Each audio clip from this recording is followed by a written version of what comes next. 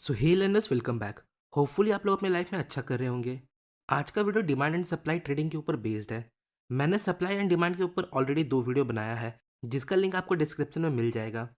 इस वीडियो में मैं आपके जो भी बच्चे डाउट्स है सप्लाई और डिमांड्स को लेकर, वो मैं क्लियर करने वाला हूँ।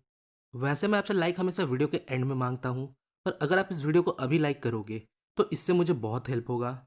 नाउ, इस वीडियो में हम इन टॉपिक्स को कवर करेंगे, तो वीडियो को एंड तक ज़रूर देखें। First of all, what is supply and demand in trading.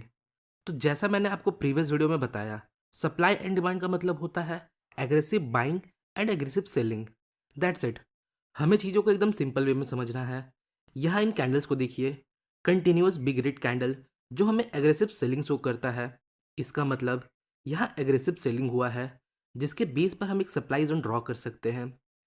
अब यहाँ देखिए demand, continuous big green candle जिसे हम मोमेंटम कैंडल भी बोलते हैं, यहाँ एग्रेसिव बाइंग हुआ है। तो सिंपली डिमांड एंड सप्लाई के लिए हमें aggressive buying and aggressive selling चाहिए, एक अच्छा मोमेंटम चाहिए। ओके, अब देखिए, हमें ऐसा मोमेंटम नहीं चाहिए जहाँ छोटे कैंडल्स बन रहे हो। We need nice momentum candles like this. So in trading, supply और डिमांड का मतलब होता है aggressive buying and aggressive selling. Next, why do I trade supply and demand, मतलब हमें क्यों सप्लाई एंड डिमांड पर ट्रेड करना चाहिए।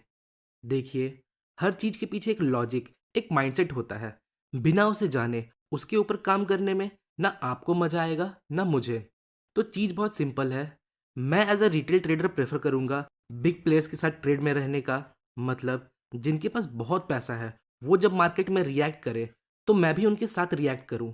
जब भी ऐसे एग्रेसिव कैंडल फॉर्म होते हैं, इसका मतलब यहाँ कोई बिग प्लेयर एंटर हुआ है, क्योंकि हम रिटेल ट्रेडर के पास इतना एग्रेसिव मूव लाने का पोटेंशियल नहीं है।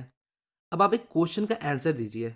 मान लीजिए मिस्टर राकेश झुंझुनवाला यहाँ इस लेवल पर बाई करते हैं, तो क्या आप यहाँ बाई करना पसंद करोगे? ऑफ कोर्स आप करोगे। So that's the simple reason हम लोग क्यों डिमांड एंड सप्लाई को यूज करते हैं।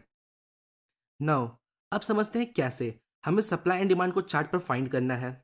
देखिए, हमें मिनिमम 3 कैंडल चाहिए जिनका साइज अच्छा खासा हो। यहाँ देखिए, यहाँ हमारे पास 3 बिग साइज कैंडल है जो हमें बताते हैं यहाँ मोमेंटम है।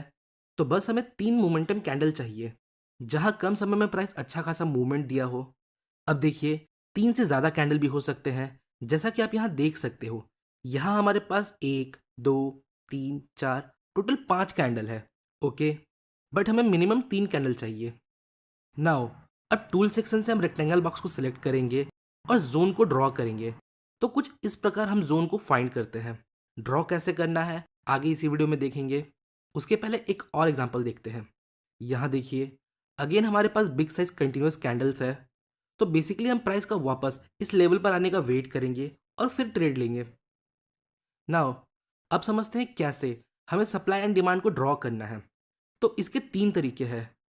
लास्ट पिवट का यूज़ करके, टाइट कंसोलिडेशन का यूज़ करके और विक्स का यूज़ करके। आइए पहले देखते हैं यूजिंग लास्ट पिवट।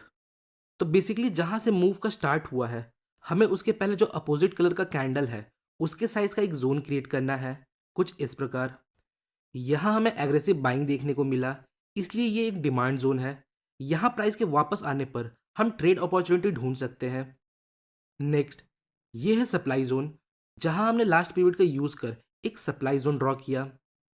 अगला तरीका देखते हैं यूजिंग कंसोलिडेशन।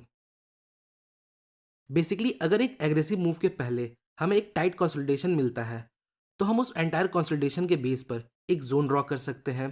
फॉर एग्जांपल, यहाँ देखिए, प्राइस में एग्रेसिव सेलिंग आने के पहले यहाँ प्राइस थोड़ा कंसोलिडेट करता है, तो हमने इस कंसोलिडेशन के बेस पर एक सप्लाई जोन ड्रॉ किया, कुछ इस प्रकार।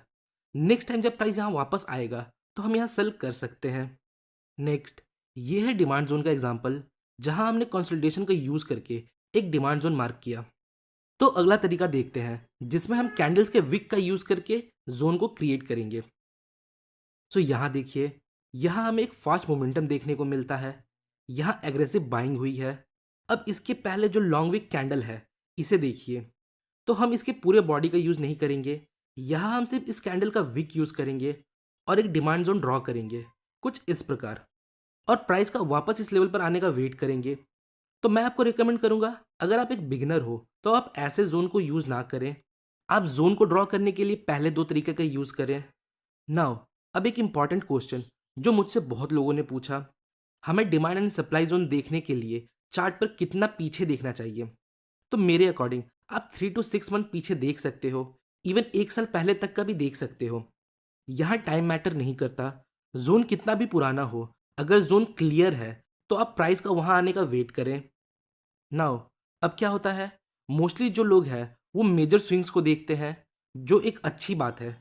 लोग प्राइस का वापस इन लेवल पर आने का वेट करते हैं। बट अगर कोई डे ट्रेडर है तो क्या ये जोन उनके लिए है? हो सकता है प्राइस यहाँ आने में बहुत टाइम लगा दे, तो ऐसे हम ट्रेड अपॉर्चुनिटी खो सकते हैं। So now the question is, तो हम क्या कर सकते हैं? सिंपली हम इनके बीच में डिमांड एंड सप्लाई को ट्रेड कर सकते हैं। जैसा कि आप जानते हैं मार्केट वेव्स में मूव करता है, तो एक बड़े मूव के बीच में जो वेव्स फॉर्म होता है हम उनके ऊपर ट्रेड ले सकते हैं। आइए एग्जांपल देखते हैं। यहाँ देखिए प्राइस वेव में मूव कर रहा है, तो इन वेव्स में अगर हमें कोई डिमांड जोन मिलता है कुछ इस प्रकार, तो हम प्राइस का वापस यहाँ आने का वेट करेंगे और फिर ट्रेड लेंगे।